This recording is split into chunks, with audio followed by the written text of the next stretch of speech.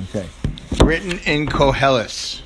Al titain es picha lechati es b'sarecha. Do not allow your mouth to make your flesh guilty. Huh? What does that mean? Rabbanan Amri Hamikra Zemedavi B'Balei Loshon Hara. This pasuk is speaking about specifically those people who speak Loshon Hara on a regular. Baal Loshon Hara is different than somebody who occasionally slips up. A Baal Loshon Hara has no concern about what he says and speaks Loshon Hara on a regular basis. So that Baal Loshon Hara is going to make his flesh guilty with his mouth. Ketzad. How does that work? Al titenes picha. Don't allow your mouth. Ma'ukim. What's this talking about? Kevin shahapeh omer Loshon Hara. Once the mouth speaks Loshon Hara, hu chote es haguf shegorim lo lilkos. He makes the body guilty, and the mouth causes the body to get punished. Hare, there you see, lachti es besorcha, to make your flesh guilty. Shapeh chote es habasar, the mouth makes the flesh guilty. Mahu valto. So now what's the next pasuk Koheles right after that pasuk that we just quoted? Valtoma lifnei malach kishgagahi. Do not say anything in front of a malach because kishgagahi, because it's an error. You're making an error by speaking in front of a malach. Shalotom. What does that mean? Don't speak in front of a malach. It's an error. Guess what? Shalotoma hareini holek v'omer Loshon Hara v'ein bria yodasbi. I'll speak Loshon Hara in the privacy of my own home. V'ein bria yodasbi. Nobody knows. Nobody's there. Nobody hears. Amallah Kadosh Baruch Hu. Hashem says to this person, Have Yodea. I know, and it is known. Sha'ani sholeach malach. I'm sending a malach. Vu omed etzlacha. He's standing before you. V'kosev kol ma she'ata medaber al chavercha. And he's writing down everything that you're saying about your friend. So don't speak in front of a malach because it's an error. That makes it sound, at first glance, it makes it sound like, when the malach is around, don't say anything. Guess what? A malach is always around and always writing down every word that comes out of your mouth. So don't make the error of speaking the wrong thing because it's going to be written down. Minayin. Where do we know this from? Again, same place in Koheles. Shnemar gam b'madacha. Also in your private room, melech al tikalel. Oh, sorry, b'madacha, not your private room. Also in your thoughts, melech al tikalel. Do not curse the king. Lama, why not? Ki ofa shemayim yolich es hakol. Because the birds of the heavens will bring the words out. Mao bal knafayim yagi davar. What does it mean? The birds of the heaven, or actually not birds over here. It means those winged creatures. Elu hamalachim, winged creatures. That means malachim, because it doesn't say winged creatures. It says bal knafayim, the master of wings. Shekasabem sheish knafayim le'echad. Each malach has 6 sets, or 6 wings. 6 wings. Let's see if I can do this properly. 6 wings are: 2 wings cover the face, 2 wings cover the legs, and 2 wings to fly. Right? That's 6. Yeah, that's how it works. 2 wings are always folded over the face, 2 wings are always folded over the feet, and it uses 2 wings to fly. Lama yiksof Elokim al kolecha. Why should Hashem be angry on your voice? On that voice that comes out of your mouth. V'chibel es ma'aseh yadecha, and it will destroy the work of your hands. She'oso ish, that man, Loka b'negoyim, is getting punished with negoyim, tsaras. Tsaras loosely translated, very loosely translated, I hate this translation, but I can't think of anything better, is leprosy.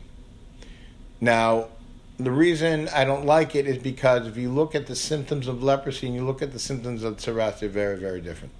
Leprosy kills the nerve endings and rots the skin. Tsaras is a white spot on the skin. The reason it's called leprosy is because they couldn't think of anything else to call it.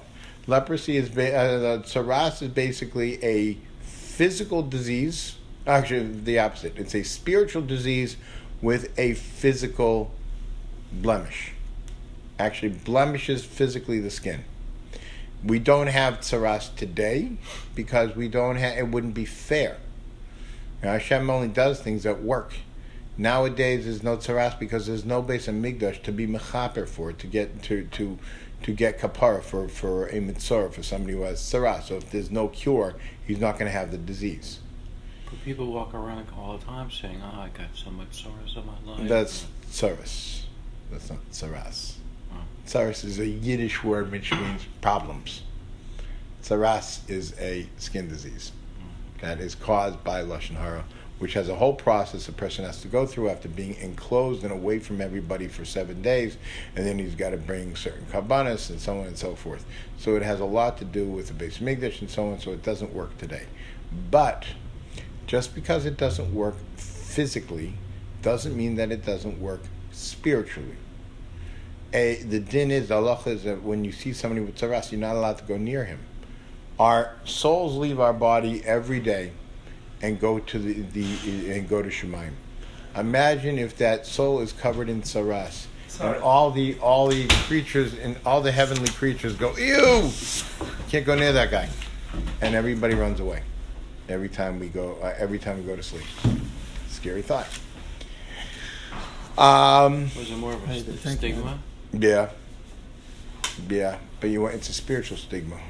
Physical stigmas are, we can get over it. Spiritual stigmas last. What is that? Tsaras. Okay. That guy gets tsaras. If you don't believe that somebody gets tsaras, Hara Miriam. Miriam spoke Loshon Hara about her brother, and not in this week's parsha, but we remember Miriam. We have a mitzvah daraisa that's happened all the way back in Bamidbar, where Miriam spoke badly about Moshe and got tsaras. That happened back in Bamidbar, and we are told in this week's parsha to remember that. We have a mitzvah daraisa, a Torah mitzvah, to remember what happened to Miriam. What happened to Miriam? What she did seemed on the surface very, very innocent. Miriam overheard Tzipporah complaining that, almost like talking to herself, when she heard Eldad and Medad started bringing nevuah, started having prophecy. She heard her kvetch like, "Oh, those poor wives." And she turned to Tzipporah and said, "What do you mean those poor wives?" Well, their husbands can't be. Their husbands have to divorce them, like my husband had to divorce me. What do you mean your husband had to divorce? Yeah, my husband, being that he's always in touch with the Kadosh Baruch Hu, so he couldn't live with me, and he had to divorce me. She went to Aaron, and she said to Aaron, "Please speak to Moshe. I'm not sure he's sure what he's doing. He knows what he's doing. Because I get nevuah also on occasion. I was never told that my husband has to leave me. You get nevuah. You were never told to leave your wife. What's going on? Why does Moshe feel that he's better, he has a higher level nevuah than the rest of us? We're a Navi, he's a Navi." Immediately when she said that, they got a message from Hashem all at the same time. Moshe, Miriam, and Aaron all got a message. "I want to meet the three of you at the door of the Ol Moed of the Mishkan now." Oh, wow. Okay? You're all being called in to the boss's office now. Now, the reason for the now is because before a Navi gets nevuah, he's given a warning. So he can prepare himself. He can go to the mikvah and he can, get himself ready. Moshe never, always had to be prepared because he had a different form of nevuah where he could speak to HaKadosh Baruch Hu. That's just like that, on a moment's notice. Miriam and Aaron are panicking now. They're running around looking for a mikvah to jump into, and Hashem was trying to show them, see, it's not the same kind of nevuah. Don't think that just because you're a navi, he's a navi, it's all the same. Moshe has to be ready at a moment's notice to get nevuah. We see times when Moshe said, "1 second, I want to ask God," and he said, and he had a nevuah, and then turned to the people he was talking to, and he gave them an answer to their question. So do you have to have a navi on your resume to really be one? To have a navi. Well, meaning it's sometimes things are thrown around really loosely, terms and titles, and I mean, at what point are you really a navi? Are there different grades, if you will, of? There's basically a regular navi and Moshe Rabbeinu. Those are the two grades. No one compares to him. No one compares to Moshe. Moshe Rabbeinu had a vision and a conversation with God like I'm speaking to you, like you're speaking to me. He was able to talk to God directly. Every other navi gets visions, hints, sleep, usually dreams. In their sleep, dreams. Well, anybody can get lucky once in a while and make a prediction, but if you it's better than a prediction. But everybody but every other navi had dreams. Nothing direct. Moshe had direct. So what Hashem was telling them was Moshe has a whole different setup with his nevuah, and therefore the fact that he left his wife was a good thing. Now, after he calls them all in, was a good thing. That he left his wife was a good thing. He was supposed to.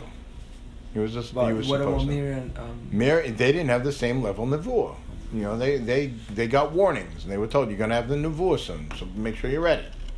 So they're all called to the Moed, and Hashem says to Miriam, "How dare you speak against my servant Moshe, Avdi Moshe?"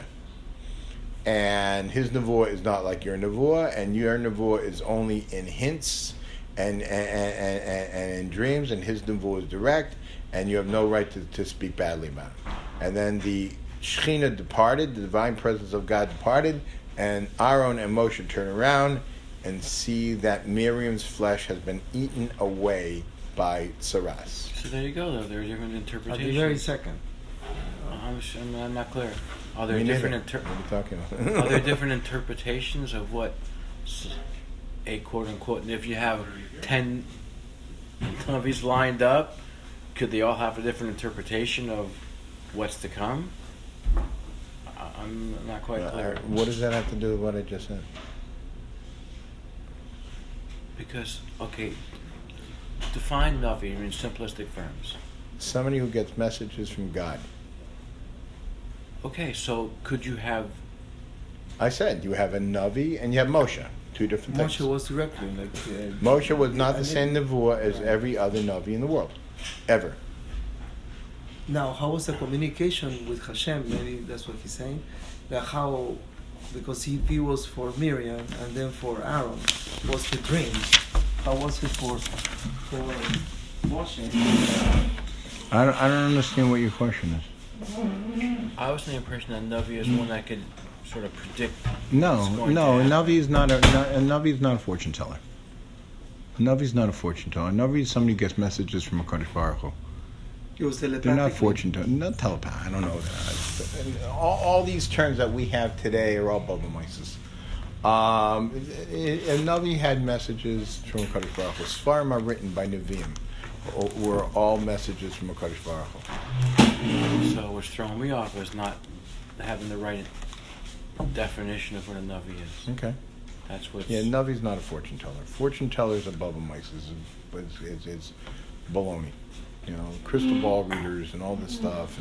And we're not into this stuff. Navi means getting messages from a HaKadosh Baruch Hu. Those messages are to tell people